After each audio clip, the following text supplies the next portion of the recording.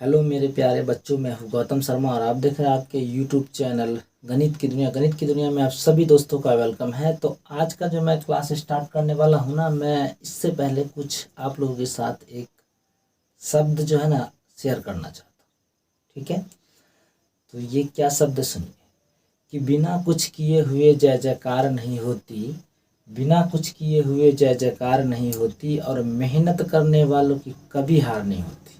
ठीक है दोस्तों, तो चलिए अब हम क्लास स्टार्ट करते हैं। क्लास 10th पृष्ठीय क्षेत्रफल और आयतन, ये प्रश्नावली आज का होगा 12.1। किसी किसी किताब में आपको पुराना जो किताब होगा उसमें आपको मिलेगा 13.1 मिलेगा, चाहे 13.1 मिलेगा। ठीक है, मैं पहले से क्वेश्चन इस बोर्ड पे लिख लिया हूँ, तो इसको पढ़ते हैं और सरल भाषा में बनाने की कोशिश करते हैं। ये पहला क्वेश्चन है प्रश्नावली 12.1 का। दो घनों जिसमें से प्रत्येक का आयतन 64 सेंटीमीटर क्यूब है, संलग्न फलकों को मिलाकर एक ठोस बनाया जाता है। इससे प्राप्त घनाभ का पृष्ठीय क्षेत्रफल ज्ञात कीजिए। दोस्तों, तो यहाँ पे एक देख लीजिए क्या दिया हुआ है कि दो घन है। क्या है? दो घन है, और इसका जो है ना आयतन दिया हुआ है। दो घन का क्या दिया हुआ है? आयतन। यहाँ पे देख लीजिए आयतन दिया हुआ है। ठीक है, और इसमें जो है ना दो घन को मिला करके एक जो है ना घनाभ बनाया गया। यहाँ पे एक कुछ कॉपी वगैरह नहीं है, चलिए मैं आपको ऐसे ही समझाता हूँ, आप लोग थोड़ा सा समझने का प्रयास कीजिएगा। दो घन अलग अलग दिया हुआ है, ठीक है, और दो घन अलग अलग दिया हुआ है, तो दोनों घन को अगर आप जोड़ दीजिएगा तो एक घनाभ बन जाएगा। और जब घनाभ बन जाएगा तो उसमें परिवर्तन सिर्फ लंबाई में होगा, चौड़ाई ऊंचाई में कोई परिवर्तन नहीं होगा। एक घनाभ, जैसे मान लीजिए ये घनाभ है और ये भी एक घनाभ है, इस दोनों को जोड़ दीजिएगा तो इसकी लेंथ यानी लंबाई बढ़ जाती है, लेकिन इसकी जो चौड़ाई और ऊंचाई जो है वो बिल्कुल नहीं बढ़ता है। चौड़ाई ऊंचाई वही होता है। इसमें दिया हुआ है कि दो घनों का आयतन। तो दोस्तों, इस चैप्टर में इस तरह का जब भी आपको क्वेश्चन मिले तो याद रखिएगा, जो दिया हुआ है पहले वही निकालिए, और जिसको निकालना है ना उसको बाद में निकालना है। तो इसमें दिया हुआ है सबसे पहले आयतन, तो सबसे पहले हम आयतन ही निकालेंगे। देखिए कैसे निकालेंगे, आप लोग देखिए। हम लिखेंगे हल। ठीक है, दिया है दो घन का आयतन, मतलब ये और ये घन का क्या है? आयतन है। तो दो घन का आयतन है, तो घनों है ना, घनों का आयतन, घन का क्या दिया हुआ है? आयतन। घन का आयतन चाहे एक क्यों चाहे भुजा क्यों कुछ भी हो सकता है, तो आप लिखिए। अच्छा, यहाँ पे दिया हुआ है कितना? 64। तो जो दिया हुआ है पहले आप वही निकालिए। ठीक है, और घन का आयतन क्या होता है? ए क्यों लिखिए चाहे भुजा क्यों लिखिए, और बराबर में कितना होगा? 64 सेंटीमीटर के क्यों हो जाएगा। ठीक है,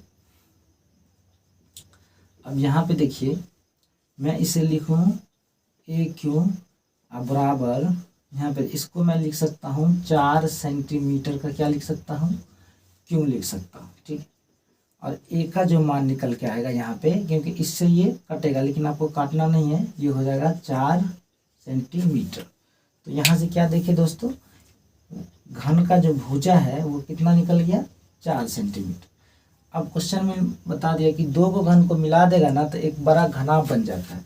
मतलब इस तरह देखिए, यहाँ पे एक घन तो ये हो गया, अब इस दोनों घन को ना इसको जोड़ देते हैं, तो देखिए इसमें क्या परिवर्तन होगा। इसका जो अभी भुजा निकाले हैं वो सब 4 सेंटीमीटर हो गया, ये भी 4, ये भी 4 सेंटीमीटर, और इसकी जो ऊंचाई है ये भी कितना हो जाएगा? 4 सेंटीमीटर।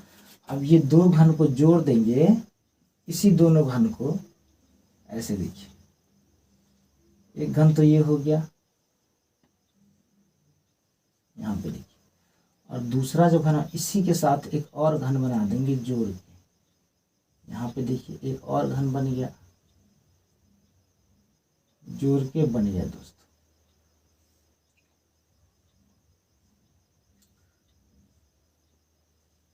देखिए, तो ये दो घन अलग अलग था, अब इसको जोड़ दिए। ठीक है, तो इसमें देखिए क्या सब परिवर्तन होगा। एक तो देखिए यहाँ पे 4 सेंटीमीटर ये भी और 4 सेंटीमीटर ये भी है, तो सिर्फ इसकी लंबाई में परिवर्तन होता है, क्योंकि इसको जोड़ देंगे ये दोनों के साथ, तो ये दोनों जुट गया, तो लंबाई इसकी जो चौड़ाई है वो वह मतलब चेंज नहीं होगा। इसकी जो ऊंचाई है ये भी चेंज नहीं होगा, ये भी 4 सेंटीमीटर और ये भी 4 सेंटीमीटर। और जब इस दोनों को जोड़ देंगे 4 सेंटीमीटर है ना, आप प्लस में 4 सेंटीमीटर, तो इसकी पूरी लंबाई हो जाएगी 8 सेंटीमीटर। ठीक है, तो ये आपको समझ में आ गया होगा। तो ये घनाभ का जो है L होगा, यानी घनाभ है ना, घनाभ की लंबाई, ये घनाभ की लंबाई जो होगा, देखिए लंबाई में परिवर्तन है, तो 4 सेंटीमीटर और प्लस में 4 सेंटीमीटर, टोटल मिला के कितना हो जाएगा 8 सेंटीमीटर। ठीक है, और घनाभ, घनाभ की चौड़ाई, इसमें कोई परिवर्तन नहीं होगा, ये होगा 4 ही सेंटीमीटर। और दूसरा अगला क्या है, घनाभ की ऊंचाई, घनाभ की ऊंचाई ये कितना हो जाएगा 4 सेंटीमीटर ही हो जाएगा। ठीक है, अब हमको निकालना है घनाभ, घनाभ का है ना, क्या देखिए यहाँ पे घनाभ का पृष्ठीय क्षेत्रफल, ये कुल पृष्ठ क्षेत्रफल भी है। ठीक है, तो आपको ये यहाँ पे मैं जगह तो है ही नहीं, चलिए जब तक हम इसको मिटा लेते हैं, आप समझ गए होंगे।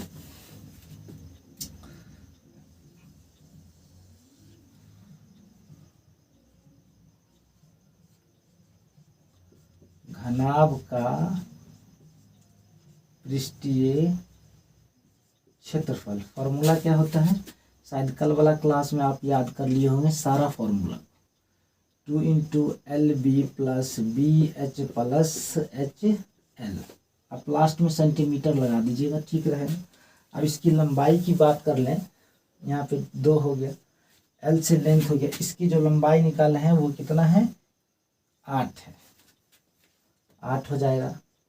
इसकी चौड़ाई क्या है 4 है, यहाँ चौड़ाई भी 4 होगा, इसकी ऊंचाई भी क्या दिया है, देखिए यहाँ ऊंचाई क्या है 4 है, 4 होगा, और यहाँ भी ऊंचाई 4, इसका लेंथ जो है एल वो हो जाएगा 8। ठीक है, 2 हो जाएगा, 8 चौके 32, 4 चौके 16, 4 अट्ठे 32। आप यहाँ सेंटीमीटर लिख सकते हैं लेकिन लास्ट में लगा दीजिएगा। 2 इंटू जोड़िए तो 6 और 2 8, 2 10 के 0 हासिल रहा 1 है ना, 3 और 3 6, 1 7 1 8 हो जाएगा, तो कितना हो गया 80 दूना हो जाएगा 160 सेंटीमीटर स्क्वायर। तो इसका जो क्षेत्रफल आ गया कितना आ गया, इसका जो क्षेत्रफल आ गया भाई वो आ गया 160 सेंटीमीटर स्क्वायर। तो ये आपको बहुत अच्छे से समझ में आया होगा। चलिए अब हम क्वेश्चन नंबर 2 को इस बोर्ड पे लिखते हैं और फिर बनाते हैं। क्वेश्चन 2 है, कोई बर्तन एक खोखले अर्धगोले के आकार का है जिसके ऊपर एक खोखला बेलन अध्यारोपित है। अर्धगोले का व्यास 14 सेंटीमीटर है और इस बर्तन पात्र की है ना कुल ऊंचाई, यहाँ पे इसको देखना है, कुल ऊंचाई है ना 13 सेंटीमीटर है। तो इस बर्तन का आंतरिक पृष्ठीय क्षेत्रफल, इस बर्तन का आंतरिक पृष्ठीय क्षेत्रफल आपको ज्ञात करना है।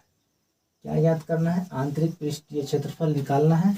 और इसका जो व्यास दिया हुआ है यहाँ देख लीजिए, वो दिया हुआ है 14 सेंटीमीटर। ठीक है दोस्तों, अब यहाँ पे लिखेंगे हल, और कुछ थोड़ा सा जगह नीचे से इसको बनाना स्टार्ट करेंगे, क्योंकि इसका जो डिटेल्स होगा ना वो हम बाद में लिख लेंगे। पहले बनाते हैं कि क्या होगा। सबसे पहले चित्र में देखिए, एक चित्र बनाते हैं। एक बर्तन जो है ना खोखले अर्धगोले के आकार का, इस टाइप का क्या होगा, कुछ एक बर्तन होगा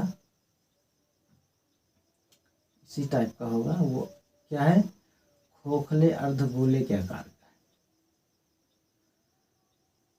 ठीक है दोस्तों, एक मिनट थोड़ा सा मार्कर ले लेते हैं, जिसके ऊपर एक बेलन अध्यारोपित है।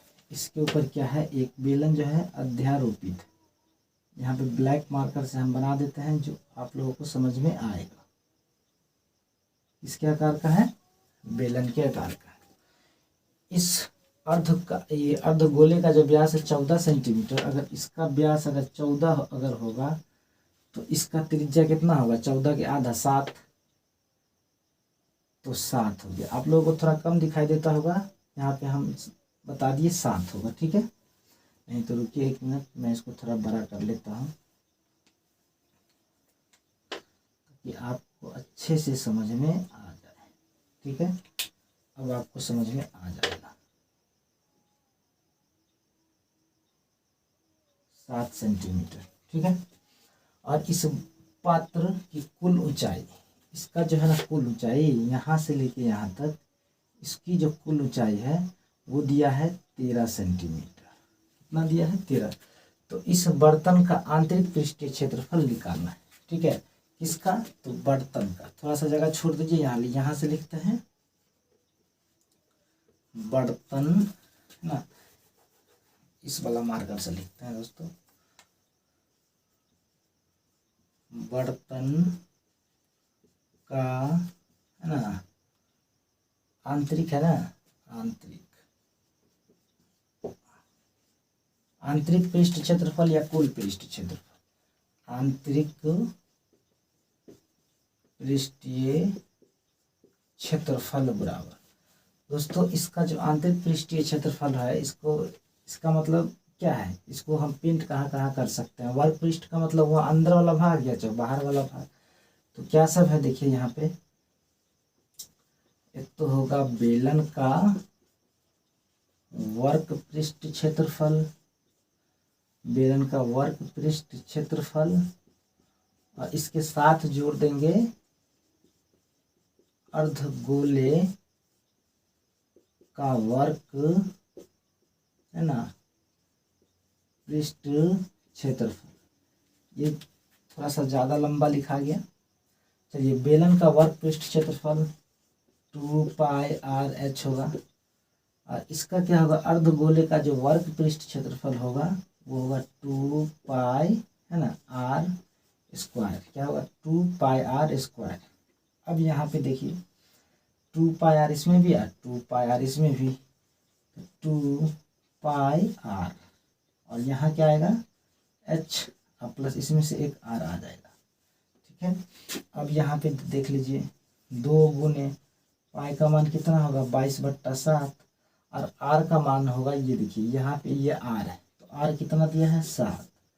अब यहाँ पे h है, तो ये h किसका? तो बेलन का। यहाँ पे देख लीजिए दोस्तों, मैं बेलन की जो ऊंचाई निकालूंगा, कैसे निकालूंगा? देखिए, अर्धगोला में जो त्रिज्या होता है ना, उसी त्रिज्या की ऊंचाई भी होती है। अगर ये 7 हो गया तो ये भी कितना होगा? 7 ही होगा। और टोटल मिला के अगर देख लीजिए, यहाँ पे मैं लिख लेता हूँ हल। तो सबसे पहले बेलन की, है ना, बेलन की ऊंचाई देखता हूँ। सबसे पहले बेलन की ऊंचाई क्या दिया है? जो सब दिया है उसी को लिख लें। तो टोटल मिला के दिया है 13 सेंटीमीटर, उसमें से अर्धगोला 7 वाला घटा लीजिए 7 सेंटीमीटर को, तो बचेगा 6 सेंटीमीटर। तो ये कितना बचा? ये जो बचा ये 6 सेंटीमीटर ही बच गया, ठीक है। तो यहाँ पे हम क्या लिखेंगे? h की जगह 6 सेंटीमीटर, और r तो देवे क्या है? 7 सेंटीमीटर, ठीक है दोस्तों। अब यहाँ पे देख लीजिए, इस 7 से 7 को काट देंगे, 22 दूना क्या बचेगा? 22 दूना 44, और इसको जोड़ दे 7 और 6 13, और गुना में कितना बचेगा? 13 सेंटीमीटर। अब बाद में लगा लीजिएगा, गुना कर लीजिए।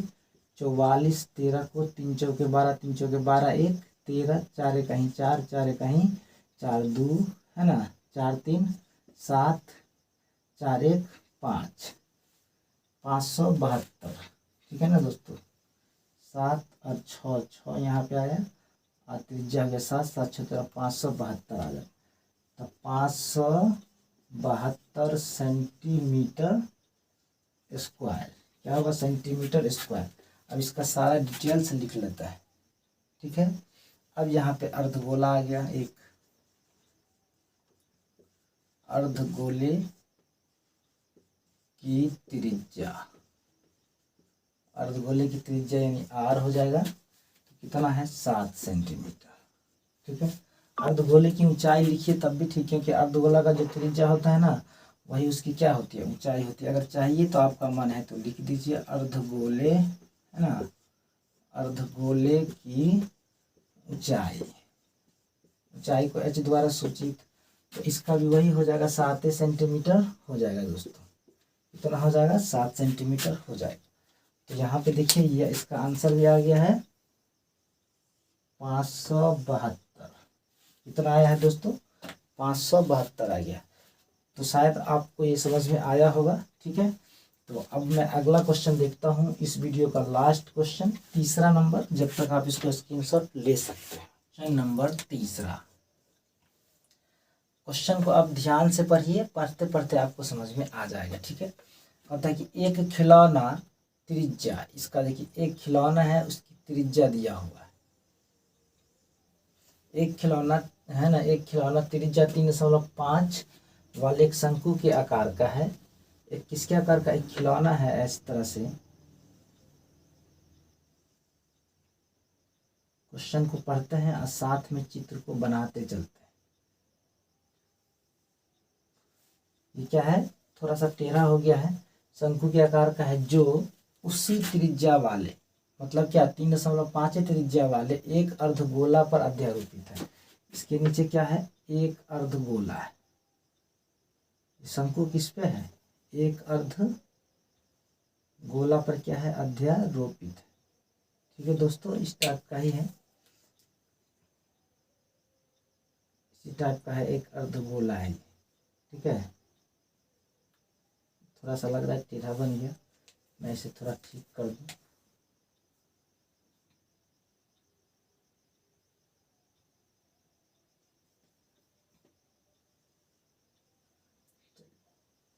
बाकी आप लोग कॉपी भी अच्छा से बनाइएगा। ठीक है, अध्यारोपित इस खिलौने की, इसकी जो त्रिज्या दिया हुआ है मैं पहले लिख ही देता हूँ। इसकी त्रिज्या 3.5 दिया है। कितना, 3.5 है ना। इस खिलौने की संपूर्ण ऊंचाई 15.5 सेंटीमीटर, संपूर्ण जो ऊंचाई दिया हुआ है, इस खिलौने की संपूर्ण ऊंचाई, मतलब यहाँ से यहाँ तक वो कितना होगा, 15.5 सेंटीमीटर। ऊंचाई कितना हुआ, 15.5। इस खिलौने का ना संपूर्ण पृष्ठीय क्षेत्रफल आपको ज्ञात करना है दोस्तों। इसका कहने का मतलब ये हुआ कि आप इस खिलौने पर कहाँ कहाँ पेंट कर सकते हैं। बाहर से तोड़ के तो कर नहीं सकते हैं, आपको बाहर ही करना होगा। तो एक शंकु के चारों तरफ कर दीजिए, एक अर्धगोला के नीचे से रख दीजिए, क्योंकि अर्धगोला किसी शंकु जो हो किसी कटोरी पे रखा हुआ है। ठीक है ना, तो आप तो तोड़ के पेंट कर नहीं सकते हैं, तो उसको क्या करना है, इसके बाहर बाहर पेंट करना है, इसके नीचे से पेंट कर देना है। तो जब हम इसका पृष्ठीय क्षेत्रफल निकालेंगे तो क्या लिखेंगे, आप ही बताइए। लिखेंगे कि शंकु का वर्ग पृष्ठ क्षेत्रफल में जोड़ देंगे अर्धगोले का वर्ग पृष्ठ क्षेत्रफल, तो आंसर आप खुद से खुद निकल जाएगा। तो आप पहले निकाल लीजिए, नहीं निकलता है तो आप इस वीडियो को देख लीजिए। यहाँ पे हल लिखेंगे और थोड़ा सा जगह छोड़ के यहाँ से बनाना स्टार्ट करेंगे। यहाँ पे लिखना है खिलौने का संपूर्ण पृष्ठ क्षेत्रफल। यहाँ पे लिखना है खिलौने, है ना, खिलौने का संपूर्ण, है ना, पृष्ठीय क्षेत्रफल। खिलौने का जब संपूर्ण पृष्ठ क्षेत्रफल निकालेंगे तो देखिए शंकु का आयतन, क्योंकि इसको बाहर से भी पेंट करना है और नीचे से भी पेंट करना है, शंकु का वर्ग पृष्ठ क्षेत्रफल में जोड़ देंगे अर्धगोले का वर्ग पृष्ठ क्षेत्रफल, तो ये पूरा खिलौना पेंट हो जाएगा। ठीक है ना, लिखिए शंकु का वर्ग पृष्ठ क्षेत्रफल, शंकु का वर्ग पृष्ठ क्षेत्रफल के साथ जोड़ देंगे अर्धगोले का वर्ग पृष्ठ क्षेत्रफल, अर्धगोले का वर्ग, है ना, पृष्ठ क्षेत्रफल,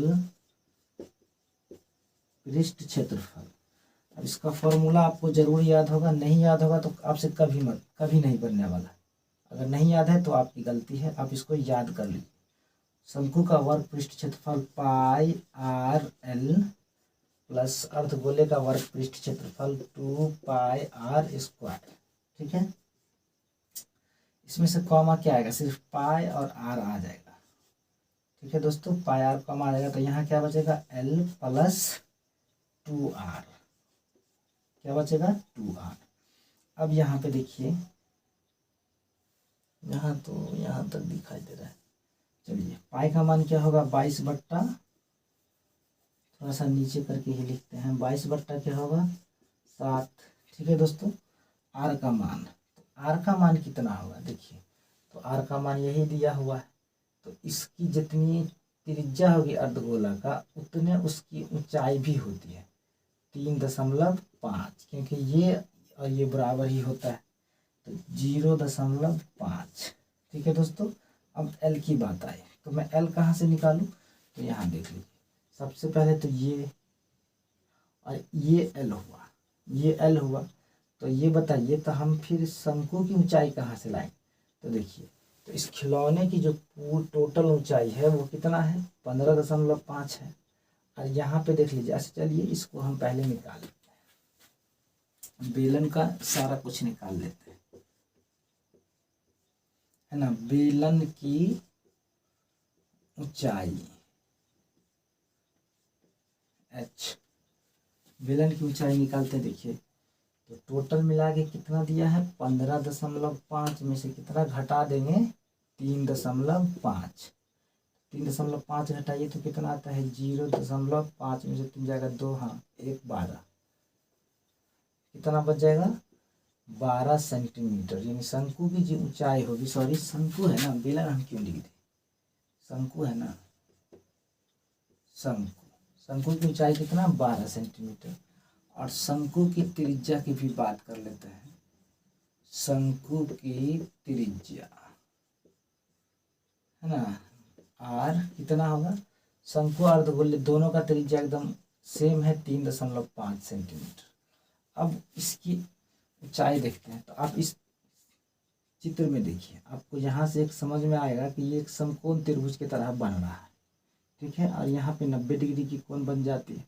इसके सामने वाला कर्ण हुआ, तो कर्ण और ये लंब हो गया, नीचे वाला आधार हो गया, तो एल जब भी निकालिएगा है ना, एल तो रूट अंडर में क्या हो जाएगा बताइए, है ना, यानी 12 का स्क्वायर और प्लस में इधर त्रिज्या दिया है आर स्क्वायर, मतलब 3.5 का स्क्वायर। ठीक है, 12 12 144, यहाँ पे देखिए 35 है ना, तो ये होगा 5 25.3 12, इतना हो गया। अब इसको क्या कीजिए जोड़ लीजिए, जगह कम है इसीलिए मैं ऐसे लिख रहा हूँ, ठीक है, 12 है ना, और यहाँ पे जोड़ लेते हैं 144 हो गया, इधर 12.25 हो गया। क्वेश्चन काफ़ी लंबा है, 25.651, मतलब 156.25, रूट में कितना आएगा 156.25, इसका वर्ग निकाल लीजिए। चलिए इसको निकालते हैं, अभाज्य गुणनखंड से 1625 निकालिए, 5 से है ना, 5 तिया 15, 5 तिया कितना हो जाएगा 15, चलिए है ना, 5 से कहीं 5, 5 दूना 10, 5 25, फिर लगाइए 5 से, 5 छक्के 30, 5 दूना 10, 5 25, फिर लगाइए 5 से, है ना, 5 कहीं 5, 5 दूना 10, 5 25, फिर लगाइए 5 से, 25 5 125, फिर लगाइए 5 से 5, फिर 5 से लगाइए तो कितना हो जाएगा 1, मतलब इसका जोड़ा निकल के आया 1 2 3, तो 1 5 2 5 3 5, 5 5 5 हुआ, 3 निकला बाहर, 5 25 5 125 आया, कितना आया इससे रूट से बाहर निकल गया 125। यहाँ पे देखिए एक अंक के बाद दशमलव बैठाएंगे, रूट से बाहर निकलता है तो एक अंक के बाद ही दशमलव क्या हो जाता है बैठ जाता है। ठीक है, तो यहाँ पे देखिए फाइनली आपको एल का जो मान पता चला वो 12.5 पता चल गया, 12.5 प्लस, अब इधर लिखेंगे, अब यहाँ पे हो गया 2 और गुने आर का मान कितना दिया हुआ है 3.5 दिया हुआ है। ठीक है, अब इसको एक बार जरा काट लेते हैं, 7 से, सॉरी कितना है 3.5 होगा ना, आर का मान कितना है 3.5, ठीक है। 7 पंचे 35, 0 दशमलव कितना हो जाएगा 5। देखिए 22 का आधा कितना होगा 11 ही ना होगा, 11 नहीं तो 22 को आप 0.5 से गुना कर लीजिएगा तो 11 ही आएगा, ठीक है। कोष्ट में 12.5 प्लस इस सबको मिटा लीजिए, सबको मिटा लेते हैं। 3.5 गुना कितना हो जाएगा 7 हो जाएगा, ठीक है। तो 11 हो गया। 12 7 कितना होगा 19.5 गुना कर लीजिए। 19.5 को 11 से 5 9 1 5 9 1 है ना, 5 9 5 14 9 1 10 1 11 1 1 2 1 अंक के बाद दशमलव बैठा दीजिए, दशमलव 214.5 गुना कर किए तो कितना आया 214.5 सेंटीमीटर स्क्वायर। तो ये आपका आंसर हो गया, ठीक है दोस्तों। तो आशा करते हैं ये आपको क्वेश्चन बहुत अच्छे से समझ में आया होगा, क्योंकि देखिए जब तक आपको समझ में नहीं आएगा ना कोई लाभ होने वाला नहीं, क्योंकि एग्ज़ाम में इस टाइप का क्वेश्चन बहुत ज़्यादा ही आता है, ऐसा संभावना है। तो आप जो भी चैप्टर को पढ़िए अच्छा से बढ़िया से समझ कर पढ़िए। तो अगर आपको मेरा ये वीडियो अच्छा लगा है, बहुत अच्छा लगा है, तो भाई एक लाइक तो बनता है और सब्सक्राइब भी कर लीजिए और दोस्तों में शेयर कर दीजिए। तो जब तक के लिए जय हिंद, जय भारत, आपका दिन शुभ।